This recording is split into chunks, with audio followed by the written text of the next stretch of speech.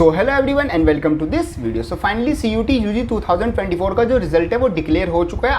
आपने जो आपका सीयूटी स्कोर है वो आपके हाथ में आ गया होगा, मीन्स आपने देख लिया होगा। अगर आप दिल्ली यूनिवर्सिटी में एडमिशन लेना चाहते हो तो यहाँ पर आपका जो सबसे इंपॉर्टेंट काम आता है वो आपका आता है प्रेफरेंस लिस्ट को बनाना। जितनी बिल्कुल सही तरीके से आप अपनी जो प्रेफरेंस लिस्ट है उसको बनाओगे उतने ज़्यादा आपके चांस हो जाएंगे दिल्ली यूनिवर्सिटी में एडमिशन लेने के लिए। इस वीडियो में मैं आपको बताने वाला हूँ, अगर आपका काफ़ी अच्छा स्कोर आया, फॉर एग्जाम्पल 700 में से आपके 800 में से आपके 750 प्लस आए हैं, या फिर साइंस स्टूडेंट के लिए बोल सकते हैं 600 में से उसके 550 प्लस या 520 प्लस इसका स्कोर आया, तो आपको अपनी लिस्ट किस तरीके से बनानी है। और अगर आप कुछ ऐसे स्टूडेंट हो जिनके 200, 300, 400 या 500 इतने मतलब कि लो स्कोर आया है, तो आपको कौन से कॉलेज को है टारगेट करना चाहिए और उन कॉलेज का ऑर्डर किस तरीके से रखना चाहिए ताकि आपके चांसेस बहुत ज़्यादा बढ़ जाएं, आपकी प्रोबेबिलिटी बहुत ज़्यादा बढ़ जाए, आपको दिल्ली यूनिवर्सिटी में एडमिशन मिल जाए। तो वो सब कुछ मैं आपको इस वीडियो में बताने वाला हूँ। साथ साथ प्रेफरेंस लिस्ट से जितनी भी सारी बातें होती हैं वो मैं आपको इस एक सिंगल वीडियो में सब कुछ आपको बता दूंगा। ये सब कुछ हमारा इस वीडियो में रहने वाला है। मैं आपके सामने जो स्क्रीन है वो भी शेयर कर देता हूँ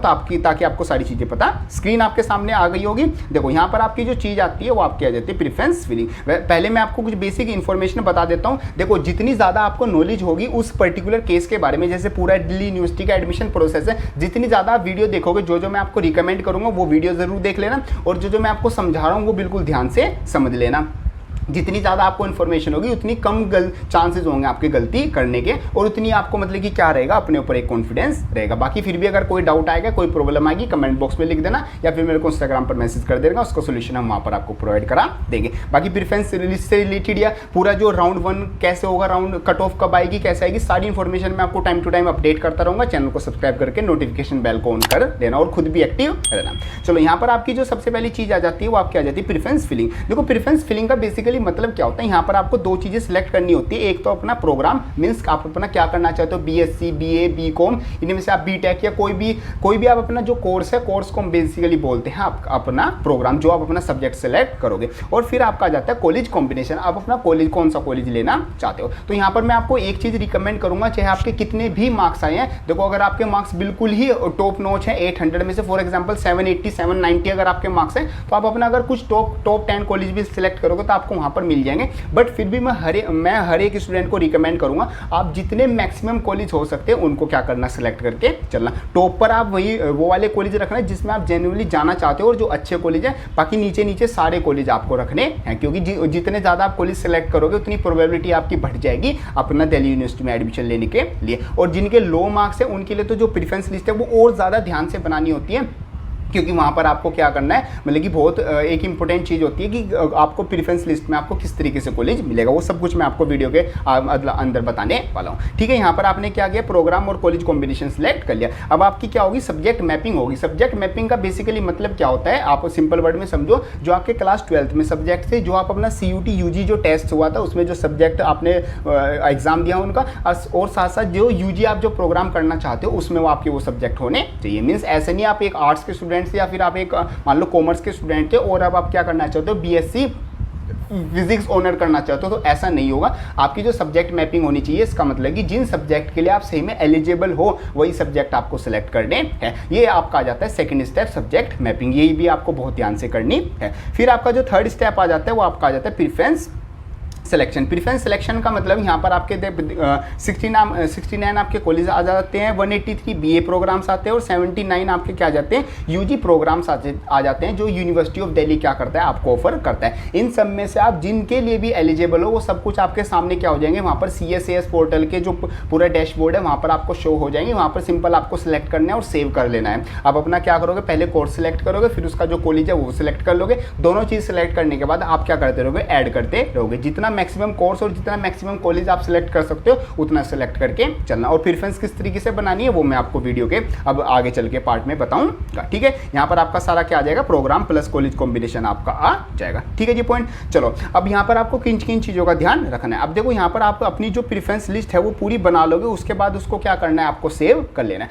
अब यहाँ पर आप देखो, आप मैं दो केस लेके चलता हूँ। जैसे फर्स्ट स्टूडेंट वो आ जाते हैं जिनके जो मार्क्स है वो काफ़ी अच्छे मार्क्स आए हैं। अगर आपके 750 प्लस मार्क्स आए हैं आउट ऑफ 100, मैं आपका यहाँ पर लिस्ट मतलब पूरी कट ऑफ लिस्ट लगा देता हूँ इस तरीके से। अगर आपके देखो बेसिकली आपके मार्क्स क्या आए हैं, 750 प्लस मार्क्स आए हैं इन आउट ऑफ 800। और आप अपना BA प्रोग्राम और BA ऑनर्स या फिर BCom प्रोग्राम BCom ऑनर्स करना चाहते हो तो आप नॉर्थ कैंपस के जो भी टॉप कॉलेज है, हिंदू, हंसराज, रामजस, स्टीफंस, मिरांडा, जो भी आपके टॉप कॉलेज आ जाते हैं जिनमें आप एडमिशन लेना चाहते हो तो उन सब के लिए आप क्या कर सकते हो, अप्लाई कर सकते हो। अगर आपका 750 प्लस स्कोर है, 730 प्लस भी स्कोर है तो यहाँ पर आप जोन सा भी अगर आप कॉलेज चाह रहे हो तो आपको फर्स्ट या सेकंड राउंड में आपको पक्का वो कॉलेज मिल जाएगा। अगर आपके स्कोर क्या आ जाता है, 800 में से आपके मार्क्स कितने आ जाते हैं, 730-40 प्लस आ जाते हैं। वैसे मैंने कट ऑफ की एक वीडियो बनाई है, वो भी आप देख सकते हैं। बाकी मैंने यहाँ पर ये पूरा जो लिस्ट है वो लगा दी है।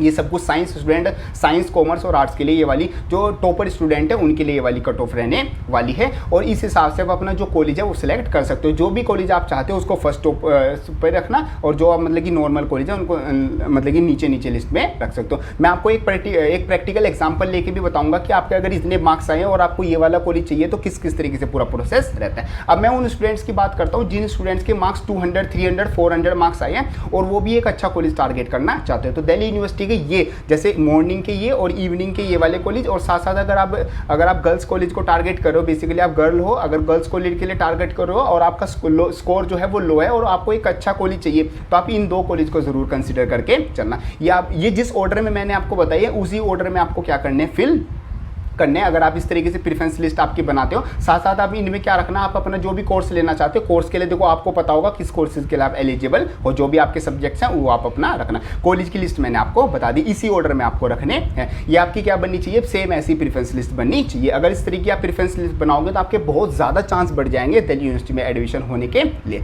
अब मैं आपको यहाँ पर एक चीज़ बता देता हूँ, ये जो चीज़ है पहले मैं आपको ये चीज़ समझा देता हूँ, जो बेसिक चीज़ आती है, फिर मैं आपको एक पर्टिकुलर एग्जाम्पल लेके समझाऊंगा। अब यहाँ पर आपका क्या हो जाएगा, जो आपकी प्रेफरेंस सिलेक्शन है वो क्या हो जाएगी, कंफर्म हो जाएगी।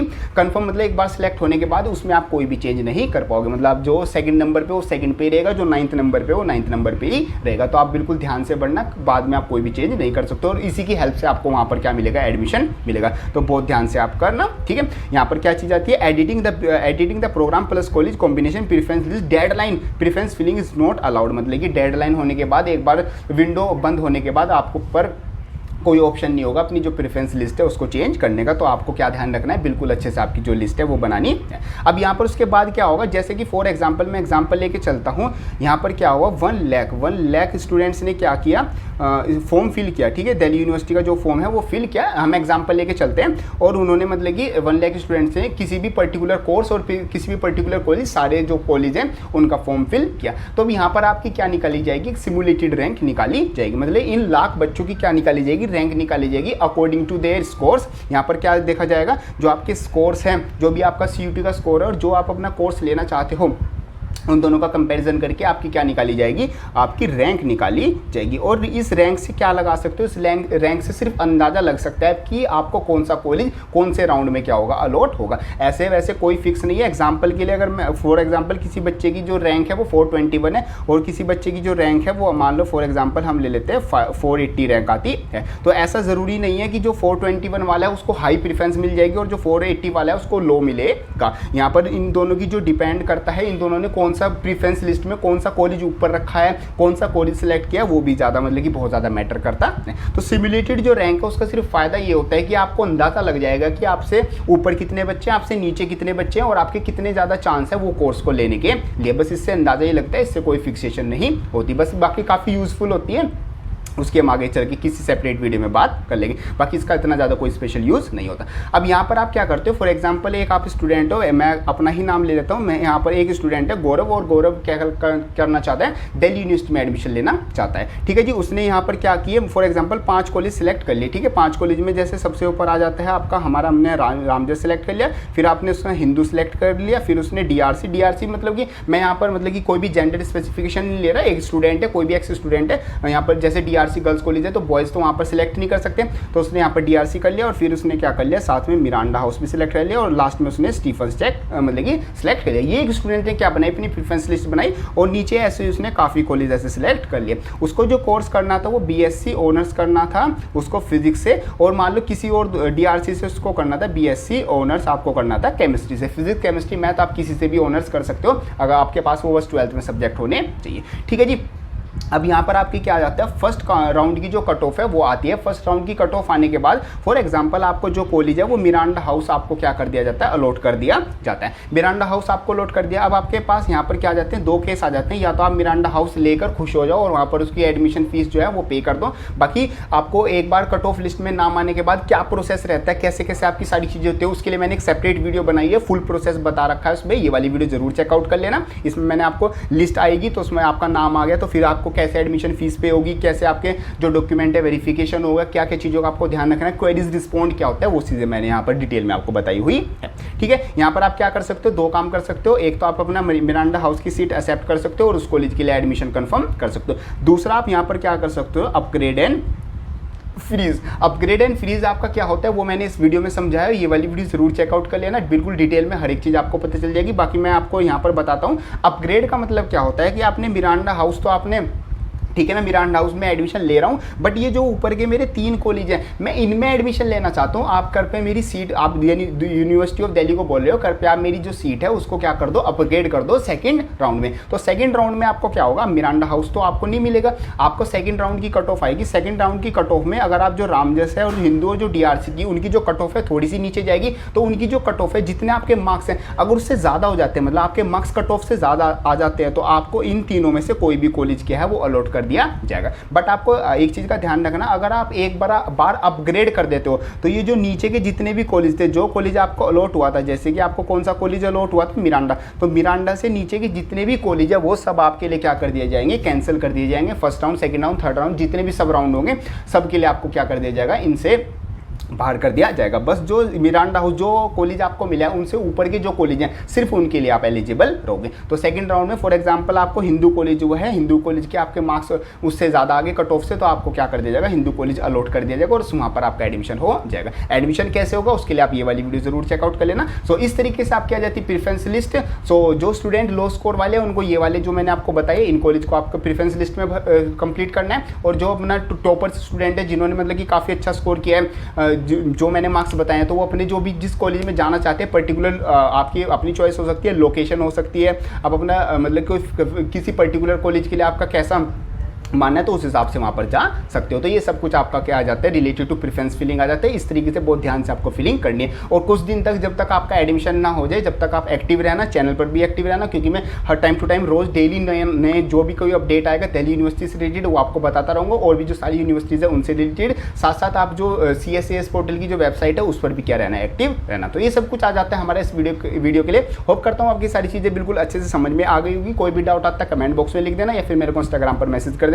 बाकी किसी भी तरीके की प्रॉब्लम वो वहाँ पर सिंपली सॉल्व कर देंगे। बाकी चैनल पर दिल्ली यूनिवर्सिटी की पूरी प्लेलिस्ट है, उसको जरूर चेकआउट कर लेना, लिंक डिस्क्रिप्शन में आपको मिल जाएगा। सो ये रखते हैं, ये होता है हमारा इस वीडियो के लिए। सो वीडियो हेल्पफुल लगे तो लाइक जरूर कर देना, एंड यस मिलते हैं अपनी नेक्स्ट वीडियो में।